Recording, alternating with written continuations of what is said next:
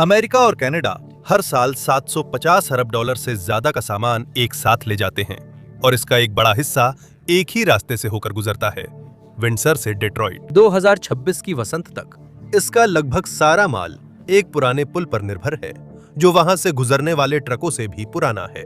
वो पुल अरबपति मैनुअल मुरून और अब उनके परिवार के स्वामित्व में है। मैं उत्तरी अमेरिका के सबसे व्यस्त ट्रक क्रॉसिंग और दोनों सिरों की ड्यूटी फ्री दुकानों को नियंत्रित करते हैं। एम्बेसडर ब्रिज सिर्फ बुनियादी ढांचा नहीं बल्कि दबाव का साधन भी है।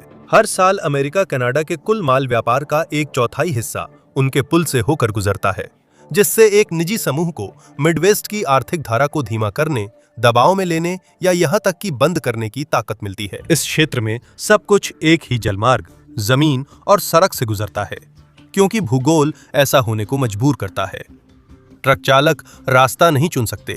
ये सीधा रास्ता मिशिगन, ओहायो, इंडियाना को ओंटारियो के मैन्युफैक्चरिंग बेल्ट से जोड़ता है।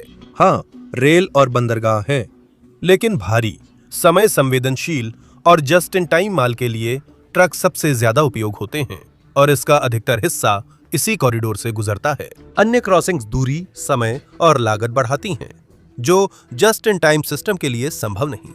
इतनी मात्रा में माल तेजी से ले जाने का दूसरा तरीका नहीं था। इसी कारण दशकों तक यह कॉरिडोर एक ही बिंदु पर निर्भर बड़ी कमजोरी बना रहा। पुल के पास फैक्ट्रियां नहीं बनी। पुल इसलिए जरूरी हो गया क्योंकि यह फैक्ट्रियां थीं। सिर्फ 1 घंटे की देरी से पूरी शिफ्ट रुक सकती है। मिडवेस्ट का ऑटो इकोसिस्टम घड़ी की तरह चलता है।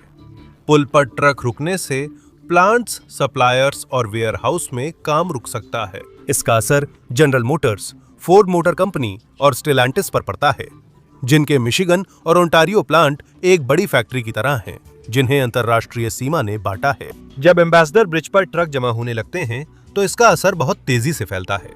सप्लायर्स पर भी इसका भारी असर पड़ता है। इंडियाना की स्टील मिल्स, ओहायो के इलेक्ट्रॉनिक्स प्लांट्स और मिडवेस्ट की स्टैंपिंग शॉप्स इस चक्र का हिस्सा हैं। जिसके पास वह ब्रिज था, उसके पास देश के आधे हिस्से की खाद्य कीमतों, निर्माण लागत और ऊर्जा की विश्वसनीयता पर नियंत्रण थी।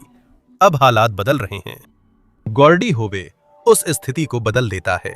अब प्रवाह, गति और लागत से जुड़े फैसले किसी एक परिवार के हाथ में नहीं हैं। अब ये फैसले उस सार्वजनिक गलियारे में शामिल हैं जो सीमा पार सामानों की आवाजाही को नियंत्रित करता है। एक कॉल, शटडाउन या लंबा बंद मिडवेस्ट की अर्थव्यवस्था को मंदी से तेज झटका दे सकता है।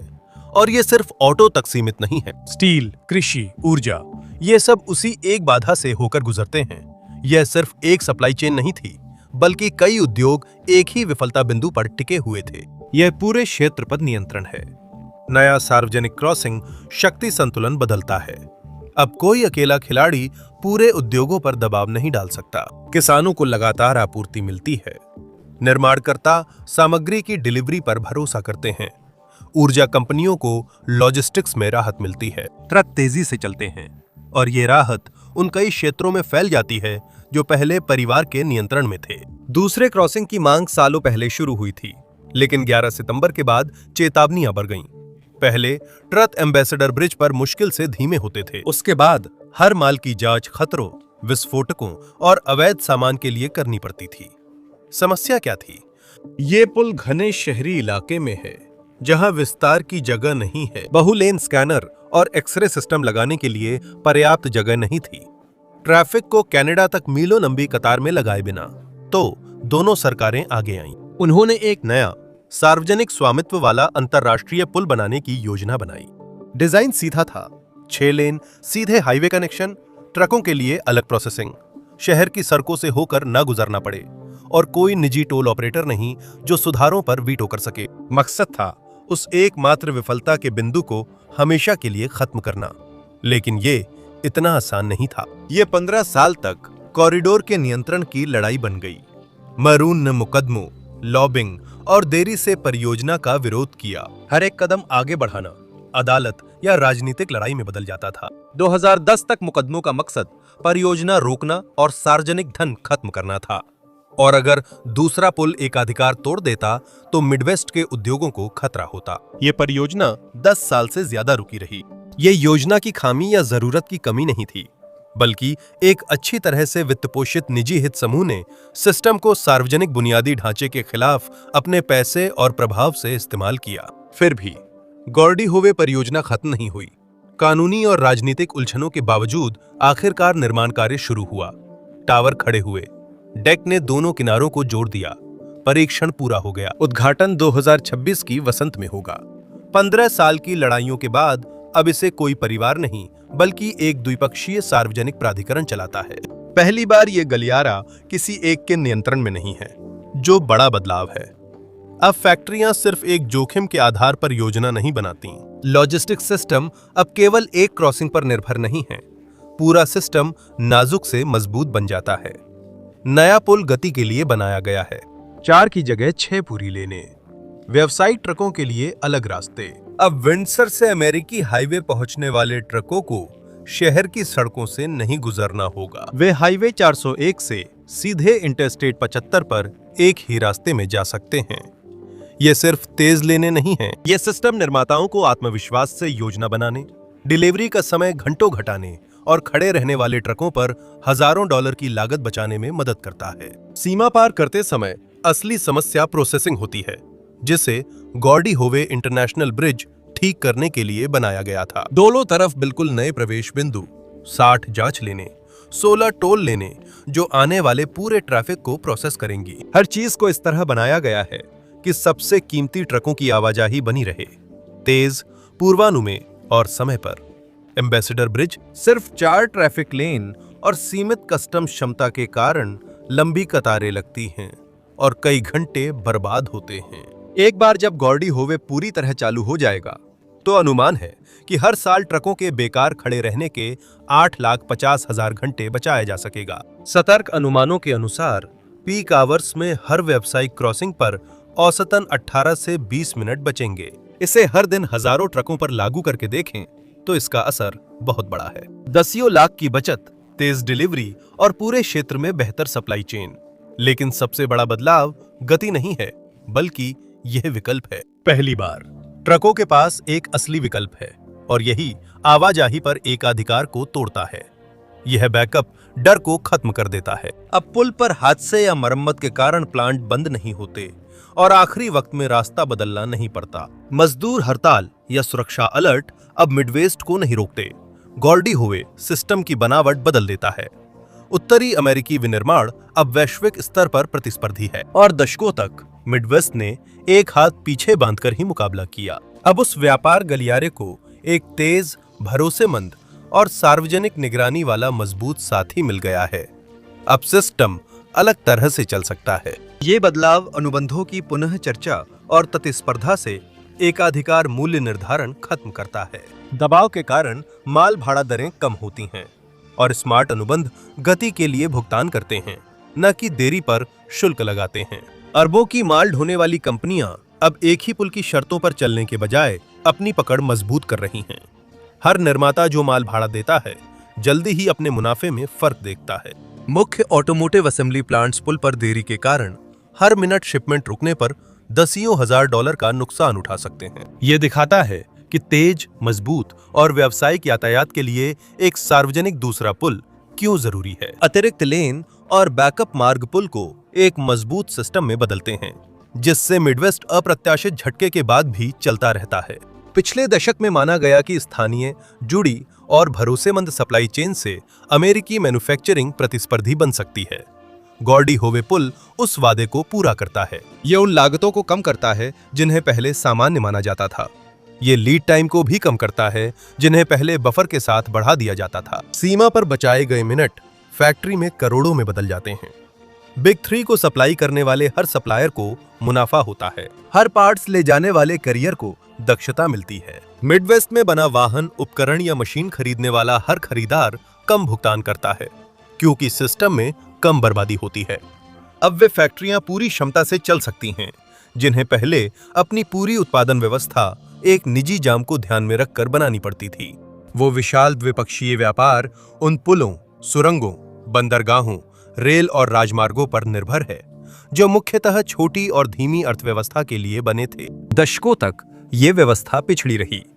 यूएसएमसीए के तहत व्यापार बहुत बढ़ गया, सप्लाई चेन इतनी कसकर जुड़ गई कि कई उद्योगों के लिए सीमा लगभग गायब ही हो गई। फिर भी border crossing, custom check points और जोड़ने वाले राजमार्ग ज्यादातर पुराने ही बने रहे। ये व्यवस्था पुरानी पड़ चुकी थी, अब ये उस कमी को पूरा कर रही है। डेट्रॉइट विंडसर कॉरिडोर सबसे स्पष्ट और महंगा उदाहरण है, लेकिन अकेला नहीं। एम्बेसडर ब्रिज ने बोझ इसलिए उठाया क्योंकि उसे उठाना पड़ा, न कि उसकी गुणवत्ता के कारण। जब रीढ़ की हड्डी को 20 साल पहले जरूरी अपग्रेड मिलता है तो पूरा सिस्टम नए तरीके से काम करता है और सटीक जस्ट इन टाइम विंडो संभव होती है। सीमा पर होने वाली देरी के कारण जमे हुए इन्वेंट्री लागतें कम होने लगती हैं। लॉजिस्टिक्स नेटवर्क अब बैकअप की बजाय आत्मविश्वास के साथ योजना बना सकते हैं।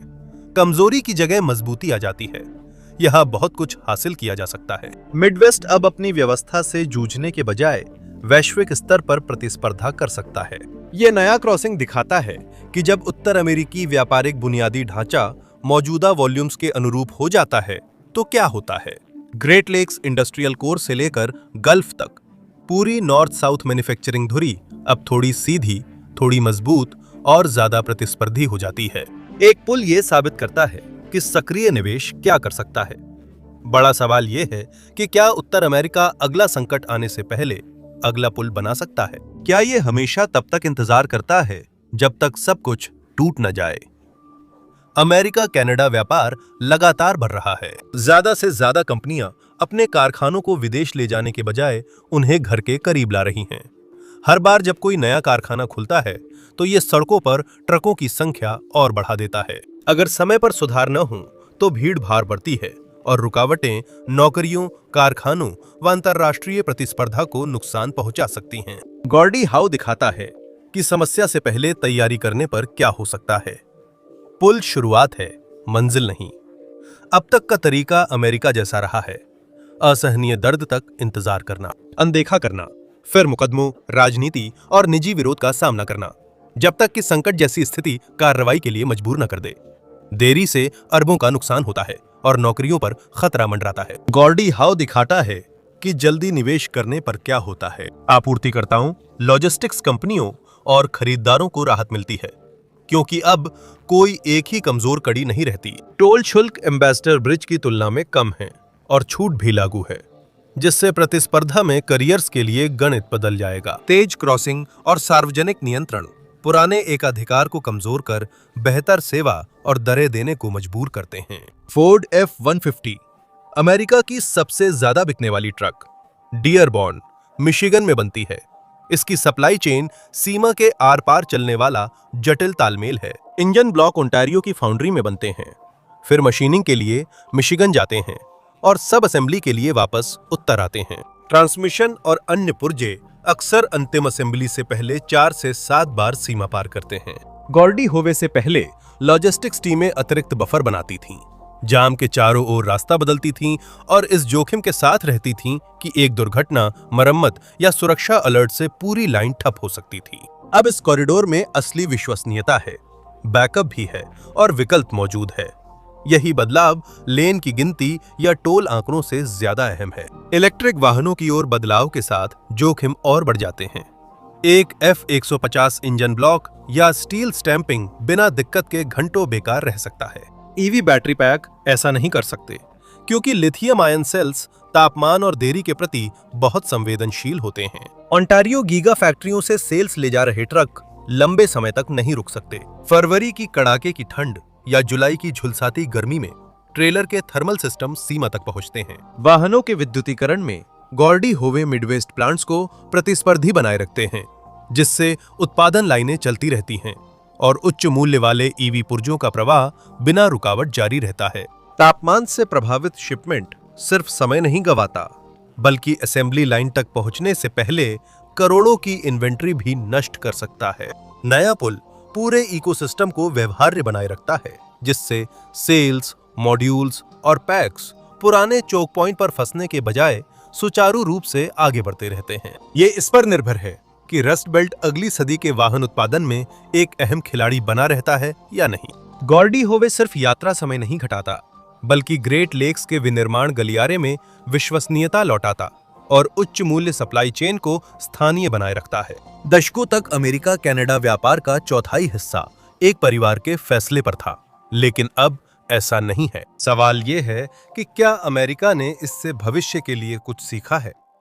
आज मेरे साथ जुड़ने के लिए धन्यवाद। मुझे उम्मीद है कि आपको यह वीडियो पसंद आया होगा, और अगर आप ऐसे और वीडियोस देखना चाहते हैं तो कृपया सब्सक्राइब करें और नोटिफिकेशन चालू करें। इससे वाकई फर्क पड़ता है। फिर से धन्यवाद। अगली बार मैप पैक पर मिलेंगे।